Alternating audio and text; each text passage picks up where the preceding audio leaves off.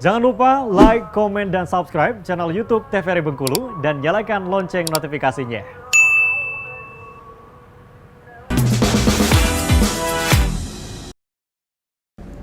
Balik lagi di Opini Obrolan Pas di sini. Pemirsa, masih dengan tema yang sama, yaitu pelayaran jalur rempah, dan masih bersama dengan Bang Dani di sini.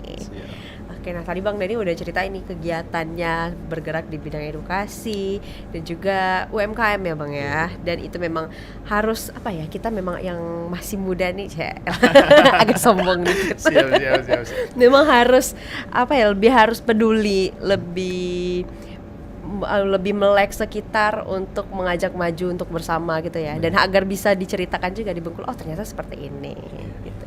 Dan ketika tujuan seperti itu, apakah mulai tercapai? Alhamdulillah ya, sepertinya hilal itu sudah nampak. Dalam artian aku akhirnya percaya waktu 2022-2023 tuh kayak aku nggak percaya bahwa hasil itu sama proses itu jalannya berbanding lurus. Dalam artian masalah hasil tidak mungkin mengkhianati proses tidak mungkin mengkhianati hasil kayak gitu kan. Aku awalnya nggak percaya kayak gitu. Tapi waktu ketika masuk 2024 tiba-tiba ada offering dari kementerian, ada offering dari penawaran-penawaran dari mitra-mitra kita di nasional, kayak tiba-tiba kami jadi salah satu binaannya Min Uno Foundation, itu yayasan punya ibundanya Pak Sandiaga. Jadi emang kayak ternyata betul ya. Selama ini bergerak aja dulu kayak gitu. Jadi emang setiap diminta silahkan ngisi motivasi kayak gitu kan, ngisi motivasi. Ya udah, kalau dari aku ya kata aku kan, kalau mau ngembangin sesuatu tuh bergerak aja dulu, nantilah hasilnya kayak nanti gitu. Hasilnya belakangan itu. Ya apalagi anak muda kan. Aku pernah discuss juga sama kepala Perpus Undip juga kan, aku lihat bahwasanya anak-anak muda sekarang kan emang berpikirnya kalau bergerak itu kan secara materialistik, dia mau menakar nih, berapa nih uangnya, spend berapa. Padahal sebenarnya yang dicari anak muda itu kan yang perlunya kan pengalaman hari ini. Kita tidak munafik lah, dalam artian pengalaman kita hari ini itu emang sebenarnya akan menghantarkan kita di masa yang akan datang. Sama kayak aku 2020, 2021 sampai 2022 pertengahan itu aku aktif banget lomba.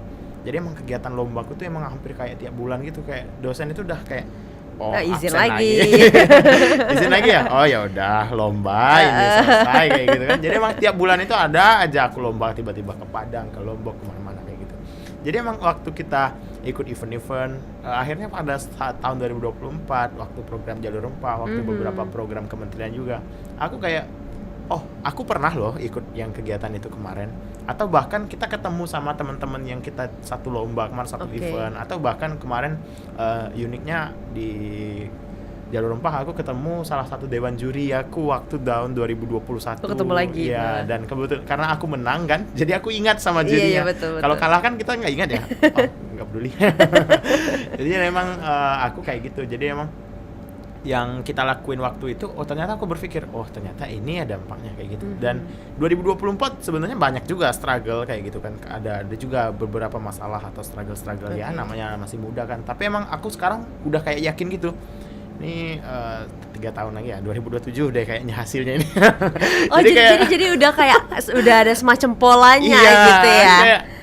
Udah ada polanya nih. Karena aku waktu itu 2018 kan aku emang fokusnya kan kayak turun ke masyarakat, membantu kegiatan sosial, kegiatan sosial. 2021 itu tiba-tiba aku kayak waktu aku hadir buat platform, dan juga waktu di ketua BEM juga kan kayak ternyata itu gunanya kayak gitu. Terus 2021 banyak event, banyak lomba. 2024 ini gunanya kayak gitu. Jadi emang maksimal 3 tahunan lah ya, aku bilang kita mau lihat hasilnya kayak gitu. Dalam artian hari ini kita sedang menanam benih nih, benih-benih baik kayak gitu kan yang kita tanam.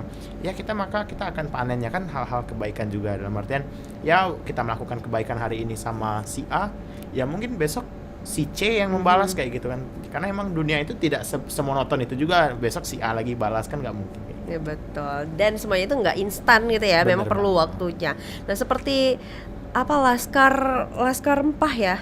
Laskar rempah itu gimana sih Bang prosesnya? Yang dipelajarin di sana itu juga kayak apa sih sebenarnya gitu loh. Kan penasaran juga kan. Mungkin belum banyak juga nih yang tahu mengenai laskar rempah nih. Gimana ya kalau bayangan sekilas aja gitu kayak ya udah mempelajarin rempah. Iya bener.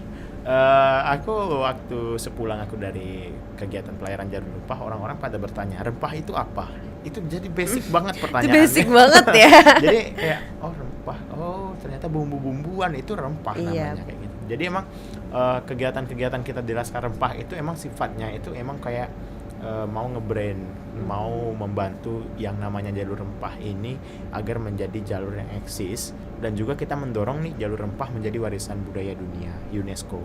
Tahun ini kayaknya pengajuan ke UNESCO, ya mudah-mudahan dapat lah. Jadi emang di jalur rempah itu juga kita emang fokus concernnya itu juga di bidang kebudayaan. Karena kita langsung di bawah Dirjen Kebudayaan Kemendikbudristek, kita itu kayak berfokus pada kita melihat historical secara luas, dalam artian secara sejarah, secara tragedi, secara budayanya seperti apa, Benar-benar mempelajari sejarahnya bener-bener. gitu ya. Ya, jadi aku kan anak elektro ya, jadi Iya. kayak oh gini kayak aku paksain diriku untuk paham kayak gitu kan, karena emang kalau nggak paham ya 21 hari itu akan sangat melelahkan kan kayak gitu. Betul. Ya biasanya ilmu pasti nih kan. Iya, tiba-tiba diceritakan tahun 1824 terjadi Traktat London dan jadi emang aku kegiatan-kegiatan di jalur rempah itu kita emang diminta juga untuk menginfluence titik-titik singgahnya jalur rempah. Dan salah satu misiku, jadi sebelum aku berangkat jalur rempah, ini uniknya, sebelum berangkat jalur rempah aku dipanggil nih sama Pak Gubernur untuk diskusi, dialog lah semacam, membahas terkait jalur rempah. Dan ternyata emang sebenarnya pemerintahan Provinsi Bengkulu berharap untuk bisa menjadi jalur rempah, rute jalur rempah. Karena aku lihat ya Mbak ya, salah satu rute jalur rempah itu Belitung Timur. Mungkin Belitung Timur itu kita khas banget ya dengan Laskar Pelangi. Iya, Dan juga ada beberapa kegiatan kementerian juga di sana. Jadi itu sebagai salah satu nilai jual kalau daerah kita menjadi jalur rempah, sebagai rute jalur rempah. Jadi emang waktu kemarin mau berangkat dititipinlah misi nih. Pokoknya kamu harus cari tahu ya kenapa Bengkulu tidak masuk di rute jalur rempah. Jadi aku tanyain sampai aku sekontak sama komandan kapalnya, sampai ABK kapalnya, aku tanyain semua kayak kenapa kita nggak lewat Bengkulu kayak gitu kan? Kenapa? Dia itu dari Jakarta Mbak, titik awal itu Jakarta. Ke Sabang itu kan bisa sebenarnya lewat Bengkulu Bisa, kayak gitu kan? betul. Kenapa tidak Bengkulu? Jadi emang secara bahari emang laut kita ini lumayan tinggi ya, dalam artian kita berhadapan langsung dengan Samudra Hindia Iya, kan. benar. Dan sedangkan kalau lewat dalam, lewat Selat Sunda itu terus naik ke Selat Malaka itu kan kita dihimpit sama pulau-pulau tuh. Jadi nggak tinggi banget. Itu aja ombaknya kayak gitu aja kita tepar loh satu kapal kayak gitu kan. kayak mabuk pusing-pusing kayak gitu. Karena emang bener-bener mabuk laut gitu, kayak kita di atas kapal 5-6 hari lah ya. Lama Terus banget. baru nyandar, terus nggak lama tuh berangkat lagi kayak gitu.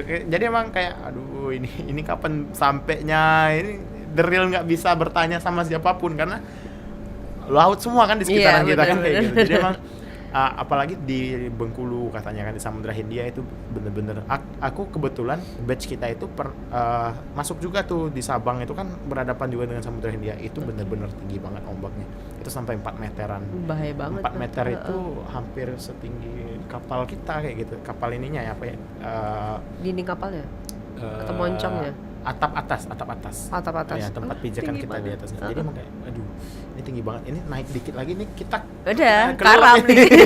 kayak gitu. Jadi emang waduh ini tinggi banget dan emang benar-benar nggak kebayang sih kalau harus lewat Samudra Hindia kayak gitu kan. Katanya sebenarnya bisa-bisa aja, misalnya mungkin dari Jakarta sampai Bengkulu doang kayak gitu kan, terus balik lagi kapalnya bisa aja sebenarnya kayak gitu. Emang Bengkulu Iya, tujuannya gitu ya. iya, karena kalau mau lewat lagi sampai ke Padang, sampai ke Sumatera Utara ya namanya Enggano kan, kita Iya, harus melewati bener. Enggano, apalagi Mentawai itu kan daerah-daerah yang rentan banget kan. Betul. Dengan ombak yang sangat tinggi kayak gitu. Jadi emang itu yang tidak berani diambil resiko, terlebih lagi kan kita kan bukan basic secara TNI atau basic yang secara militer, kita tidak terlalu siap untuk hadir sebagai aku harus kuat kayak gitu kan. Itu aja ABK anak buah kapal di sana aja ada beberapa juga yang tepar kena ombak itu, karena emang bener-bener aduh pusing banget aku aja ngebayanginnya aja kayak aduh aku bilang. Dan begitu terus kan? Iya, mereka apalagi kan? dan kita itu dipaksa makan, jadi jangan sampai nggak makan. Walaupun nggak, iya, udah jadi nggak selera. makan keluar kayak gitu. gitu Jadi ya. emang kayak gitu aja rutinitas kita ber-25 itu. Walaupun ada dokter ya di aku kemarin di batch aku ada dokter. Aha. Jadi dokter itu juga pun aku pikirnya dokter itu yang bakal membantu kami, ternyata dia tepar juga kan. Jadi Manusia juga. jadi kayak aduh ini gimana kayak gitu kan. Sampai emang ada yang semacam dievakuasi lah, dijemput sama perahu polisi kemarin. Itu udah nggak kuat banget itu ya. Dehidrasi berlebihan, dan juga ada satu lagi tuh yang emang bener-bener drop, nggak kuat lagi untuk melanjutkan pelayaran karena emang bener-bener kayak aduh. Dan kita pun juga panik kan kayak bener. Nih temen udah 2 nih tepar banget udah ini. 2 mundur nih kayak film ya jadinya. kayak menakutkan sekali, ada eliminasi setiap titik kayak gitu kan. Jadi kayak gitu kurang lebih.